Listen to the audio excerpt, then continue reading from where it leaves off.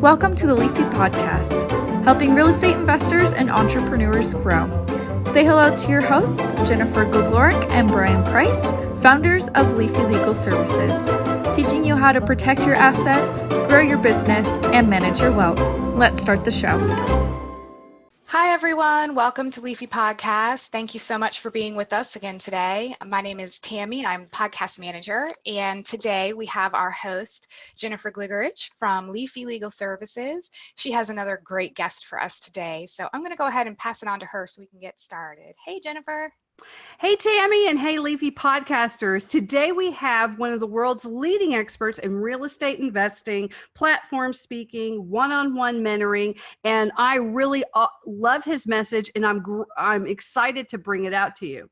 So a little bit about him. He's helped his followers amass hundreds of millions of dollars of revenue with thousands of doors for a fraction of their value for unmatched returns. So, of course, we're all going to be big ears with this and listen to him. One of the things I find very interesting about him is in 2009, he pretty much lost everything. He had an ex that left, took it all. He's all alone in the desert, wandering, and he managed to make it through all of that and come back and be a huge success. So, of course, we love people who know how to make it through chaos, because we're in chaos. So right now, I want us to give a big Leafy round of applause to Marco Kozlowski. Welcome, Marco, and he's with bigfatchecks.com.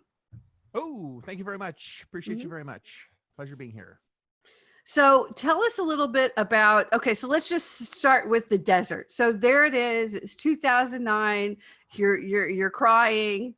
And the tears are cold and shivering and alone. And so what had you been doing before? What had you been doing before that?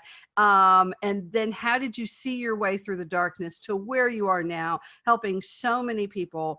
You have so many stellar reviews on people who are using other people's money to leverage in real estate, and just tell us a little bit about that journey. Well, it wasn't, that was halfway through the journey, actually. And thank you very much, Jennifer, for that. I actually started getting into real estate in 1999 and from Canada. I'm originally from Canada, and I was a concert pianist, and I was broke and I needed to get out, and real estate was the vehicle that I chose to make that happen. Wait a minute. Yes. I thought concert pianists were like multi-billionaires. What? How is that not? No, I you know the difference between a concert pianist and a large pepperoni pizza? Any idea what the difference between a concert pianist and a large pepperoni pizza is? No. A large pepperoni pizza can actually feed a family of 4. Yeah. No kidding. So I was really, really broke. I was extremely broke, and I was living in Montreal, and I had seen an infomercial actually on how to buy real estate and in the U.S. And I took a course and it was terrible, but it actually started me on the journey. And if we fast forward 10 years, I learned how to acquire properties using none of my own money because I was Canadian, didn't have any credit. And I learned about the magic of asset-based lending, and I can get into that in a little bit. But ultimately, we lived there, and I had a wife, my second wife, actually. My first wife was married for 12 years, and we were always struggling financially. And it was really hard for us because I don't know if you know what the number one cause of divorce is. Any idea? Finances. Yeah, it's marriage. Yeah. Oh, I'm married. So yeah, it was pretty rough. And my first divorce was easy because we're still really good friends. We just couldn't make it work together because of the financial struggles that we had, but we had 4 great children that we loved very much. So we always put the children first. And when we separated, we never really fought. We were pretty mature that way. And as I started making more money, I started taking care of the kids because I started doing better in real estate, got into real estate, moved to Las Vegas. And at that point, I was doing extremely well. I had hundreds of properties at that point. And I'm just a rinse, repeat, just copy, paste, send kind of guy. I like process and then just do it over and over and over again until I don't need to do it anymore. And I got to a really good spot in 2005, 6, and 7. And I don't know if you remember that time where you can just get a property, sign for it, and they didn't care about your credit. It could be under your dog's name. No one cared. It was, yeah, I remember those for the sign and drive loans. Yeah, it was easy. Yeah, and everybody thought it was going to be wonderful, and nobody really thought, well, maybe can I really afford this? And And no, it was just, you're supposed to do it. You're supposed to, you're supposed to move forward. This is business. And yeah, those were the days, but they were not Those good days in were the hindsight. days. Yeah, the best of times and the worst of times. Yeah, it was pretty interesting. But you could pull 20% out of a property. They would actually lend you 20% more than it was worth. So I thought, well, if I'm going to buy $100,000 property and pull out 20 grand, I'm going to just buy $1 million property and pull out 200 grand. And then I'm going to buy a $10 million property and pull out 2 million. So I just kept going bigger and bigger and bigger and amassed a lot of cash, which was good because I knew that the crash was going to come eventually. I didn't know when. Well, a few people knew when, but I didn't know. I wasn't that lucky or smart, really. So we had to amass some cash, my wife and and we were waiting for the crash to eventually happen. We'll keep doing this as much as we could, get all this cash. And when the market drops, you just pick up as much as you can, right? Well, that was at least I thought that was our plan, but she had a different one. She decided to take all the money, disappear one day, and I was basically left with all the debts, and the crash happened pretty much at that time, and it left me homeless because I had all the debt and no cash. And it was pretty hard, actually. Oh my God, that's horrible. That's like 10 times worse than I thought it would be. Yeah, so she just ghosted? She dipped. Yeah, she dipped. Yeah. Zero and yeah. So you had no idea where she was? No. And there's no money. You just wake up one day, the wife is gone, everything's wiped out, and you're just struggling. And I'm homeless with 4 kids. Yes. And my second wife, I didn't have any kids with, but my first wife, I had custody of the kids because I was the earner at that point. And so it was really, really hard. And anyway, I don't want to start. You're so Canadian about it. I'm just going to say, you're like, yes, it was very, very difficult. It was a hard time, but you're saying it in such a nice voice. I would still be like singing the blues, my Texas. It was awful. That witch left me. I wouldn't have called her a witch. It would just been nothing but curse words still from this time. Yeah, that's amazing. You're still so nice. Canadians are so nice. Okay, go ahead. And we're sorry too. We're really sorry right. And you're so sorry. I'm so sorry that happened to me. I'm so sorry. Right. Okay. So you and the kids, and you're just. Yeah. Okay. It was rough. Like, we only have a short amount of time on the show, so I don't want to. I know, man. I want to find out how you got out of that. But yeah. Okay. So we could do this again though. Yeah, no, I got out of it simply by, I use asset-based lending to buy assets. So I'll give you a quick synopsis of that. Since I'm Canadian and I didn't have any credit when I first started buying real estate, most people think you need money to buy real estate, but you don't. You just need access to money. Access is more important than your own money. If you had access to money, would you ever use your own? Probably not. No. So the point is, asset-based lending, you don't need credit in order to buy property. You need value. So if there's $100,000 property, they'll lend around 70% of the value of the asset, no matter what the purchase price is. So if you have a $100,000 property and you tie it up for $80,000, they're going to lend you 70. So you'll have to bring 10,000 to the table. But if you tie it up for 650, you actually have less than 70% of value. So they'll be able to fund the whole thing plus closing costs, because they'll fund up to 70% of the value, put a first mortgage lien on it, and it's yours as long as you make the payments. So I don't do single family anymore, which is what I did for a very long time before the crash. Now I do multifamily because the cash flow actually supports the payments. So it's not based on the value in commercial in multifamily, or, I buy hotels, motels, storage unit facilities, ALFs, which assisted living facilities, memory care facilities, buy a lot of different kinds of asset classes, different kinds of real estate that are all income based. So what I do, and I empower other people to do, I can't speak English today. What I do and empower other people to do is find the right assets at the right price and then buy them with asset-based lenders. So you never have to bring a penny to this closing table. Doesn't matter what your credit is, doesn't matter where you live. You could live in Hong Kong, you could live in Singapore, you could live under a rock on the moon, doesn't matter, as long as you have access to the internet and are able to find, which I guess is another kind of secret sauce, but it really isn't. I empower people to find assets that are at great discounts through extremely motivated sellers that are affected by certain economic statuses that are not, but without taking advantage of people, because that's really not what I'm aligned with. I don't want to hurt somebody.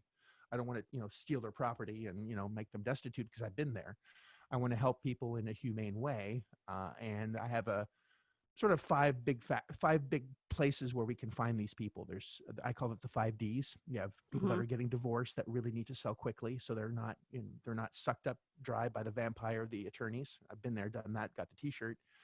Then you have people that are being displaced, moving. I'm going to Chicago. I need to sell this asset in Chicago. I'm going to Florida, and I can't go to Florida until I get this. We just bought a portfolio of 612 units in Chicago from an investor lady who wanted to be with her grandson in Florida. So she took a nice discount so she could get there quickly. So it wasn't about getting as much as she could. It's about getting whatever she could as quickly as possible, speed versus equity, basically. So then there's, people that have, sadly, some disease where someone has cancer, they don't have the right coverage, or they have the right coverage, but they don't have the right doctor. And that can be very expensive if you have medical issues. Specifically in the U.S. As a Canadian, it's free healthcare, but U.S. is not as lucky. The number one cause of bankruptcy in the United States is medical bills, which is terrible. Yes, it is. So anyway, people need to sell quickly for whatever reason, and I have ways of finding these very distressed sellers, not distressed property. Big difference. A lot of people want to go after distressed property, which is a pain in the ass. And, got to fix this, fix that, deal with contractors that are worse than teenagers that are hormonal. And you just find the right property at the right price. And we have conversations with people, very simple conversations, honest, open. Yes, I can do this. No, I can't. Here's why. We're not trying to deceive anyone. We have access to cash. If you want it, we can give it to you, but it has to be around this price. It's a very straightforward conversation. And, no games, just here's what we can do. Here's why, and here's why we can't. And they say yes, we tie it up, we buy it, and we make cash flow. And we just do that over and over again. And I've done this hundreds of times over the last 10 years now. And I went from homeless to having thousands of units now, millions a month in passive income, and very blessed, very grateful. And I'm not bitter anymore, because what happened in 2009 actually got me where I am now. So I don't really see it as, that witch took everything and how dare she. I actually take it as a blessing now. I didn't then, that's for damn sure. I was pretty suicidal at that point, not as calm as I am now. But as you look back into things that happen in your life, they're either really going to affect you in a positive way, or you can choose to affect them in a negative way. And negativity never brought more positivity. You never make more money or have better relationships or have a better life by thinking negatively. So I just divorced negativity completely. And I just want to focus on what did I learn and what can I do and what can I change now? Because complaining never fixed anything. So I love this so much. Okay, so Tammy, I'm just going to say, Emmy, if you're listening, Emmy does all of our editing and stuff like that. And anyone who is listening, stop and replay that over and over and over again. Divorce yourself from negativity, because complaining did not get anyone anywhere in life. And it's a choice. If I could just highlight that, it's a choice. So he could have chosen to be the bum under the bridge in Vegas. And we've all seen those horrible videos of all those people who live, underneath Las Vegas. Or he could say, okay, well, I've got these kids and I've got this. And so where's some positivity? And at least I have a skill, and let's just put my nose to the grindstone. And now here he is with hundreds and hundreds of doors and helping other people, and still trying to do it in a heart-centered manner. That's amazing, Mark. We're talking to Marco Kozlowski. If you want to learn more about Marco, you can go to marcokozlowski.com, or just go to bigfatchecks.com. That's a really easy one. You can find out about everything that he's talking about. So let me ask you, besides just that, which I think was amazing, about choice and positivity, divorcing yourself from negativity and complaining and everything you just said, what are the biggest lessons for you for being in the real estate business so far, just in the business that you've learned? Well, I'm in multiple businesses. So again, I'm very blessed. I'm very grateful for the choices that I've made, and some of the bad choices I've made as well. I'm more in the behavior business, to tell you the truth. I'm helping people that are stressed, trying to get rid of something. I'm not necessarily in the real estate business. The byproduct is I'm in the cash flow business. I buy an asset that has cash flow, and there's some checks and balances and some, a little bit of math. I'm not the brightest bulb on the tree by any stretch of the imagination. I'm just smart enough to know that I know what I know, and I don't know what I don't know, and I'm going to find the best people I can to figure out what I don't know, and that's it. And I think the thing I've learned the most is really just treat people in a way that they want to be treated, as opposed to how you want to be treated. Because I believe that how I want to be treated might not be how you want to be treated, Tammy, because we're two different people. So I want to treat you like you want to be treated, how you should be treated in the situation that you're in, with an open heart, and really try to help a fellow human. And if I do that effectively, then I will get a result. And it's not about me and how much money I can make. It's how much I can give back and take care of the person around me, the person and people around me. There's more than just myself. And that was a really long journey for me to get to, because I didn't start off this way. I was an asshole. I don't know if I can say that or not. I was, self-centered. I didn't care about anyone else but myself.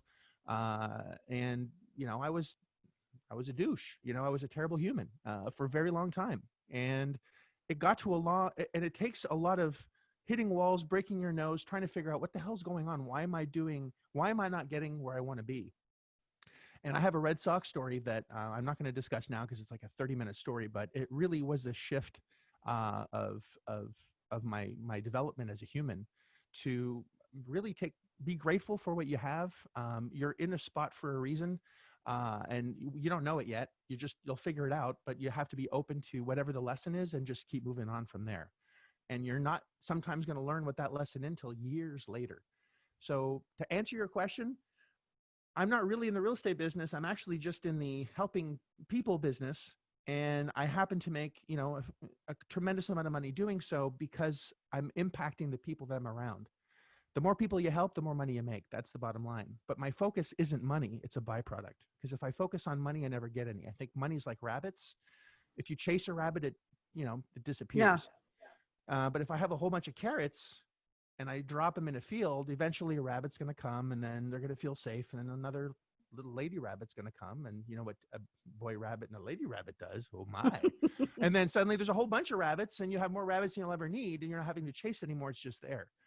And that's kind of how I see things. So really, am I in the rabbit business, or was I in the taking care of rabbit business, or am I really in the carrot business? See, there's so many different angles that you can take a look at this at. I don't even know if that was English, but I'm from Canada, so no, we get it, because okay, it good. Just is your my perspective. Good. Yeah. So I just see things as maybe a little bit differently. And many people ask me, well, shoot, Marco, you're, making a few million a month. Why are you even teaching people how to do this? Well, I have a very addictive personality. I have to be productive, and I have to be driving forward in something. If I don't, I most likely will revert to drugs and alcohol. Never happened yet, but I can see myself going in that direction, because I just need to be stimulated constantly. So I can do nothing, watch Netflix all day long and do nothing, which would be terrible, because I would probably drink cases of tequila, because that's my drink of choice. I love tequila. And I would either drink a tremendous amount of tequila, where I would have to probably open up my own tequila farm, or I could focus on helping others that also have struggled like myself, who have been in similar situations like myself, because I know how to get out of it. I've done it. So might as well help others that have the same issues. So whether you're making a tremendous amount of money or making no money, the secret really is changing your behavior and focusing on what actions can I take today to change my tomorrow? And that's really the business that I'm in. Yeah, a lot of times I'm listening to you going, sometimes it's just, how am I just going to make today different? Because if you're already in overwhelm and chaos and things are starting to crash, it's just very difficult to plan, to go, well, what's going to happen next week? What's going to happen 3 weeks? And that gets overwhelming and stagnant. And then you just end up staring at the computer. You're not sitting at the couch. You want to be productive. You're at work, or maybe you're at your desk, but you're just not moving forward at all, because you're just overwhelmed. The weight is there. But a lot of times it's just, let me get through this. I'm just going to do these two things differently today. That's great advice. I absolutely love that advice. And I know how it works in practice all the time.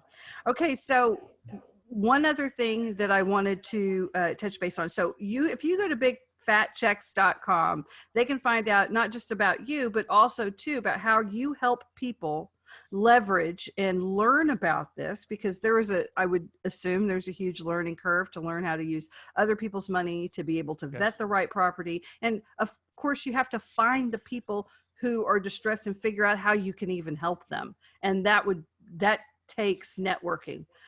So tell us a little bit about the journey they will find when they go to bigfatchecks.com. Well, there's and thank you for that.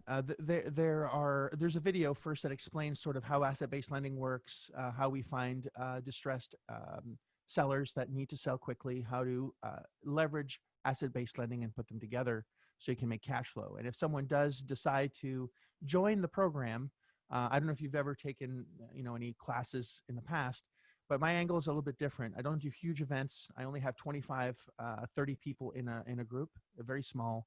And I actually hold you accountable and will help you until you actually close your first deal, period. So it's not just a class that I teach.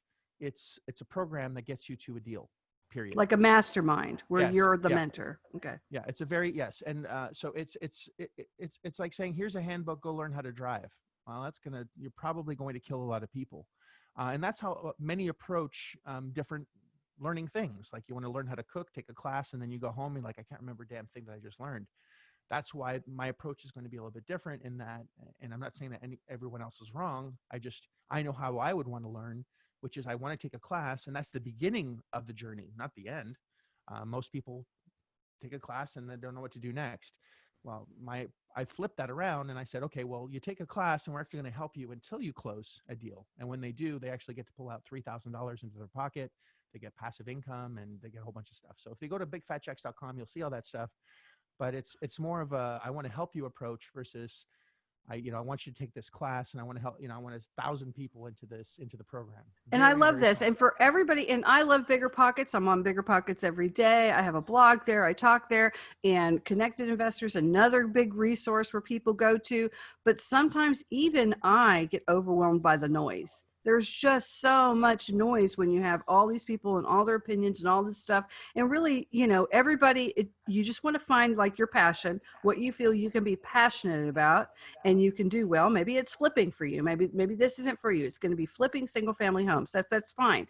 But there's so many different ways to approach it. It's great when you can find a mentor that can be dedicated to your success in whatever you want to do. I'm a big fan of masterminds. I've done them and they have helped me in my career throughout my life. So for me, I find them to be, when you are held accountable on one-on-one, not just go here and watch these videos and write this down, when there's someone else asking you what you've done today, that's or this week or this month, it can be really motivating, especially if there's a group of other people too, and you can network and get with that.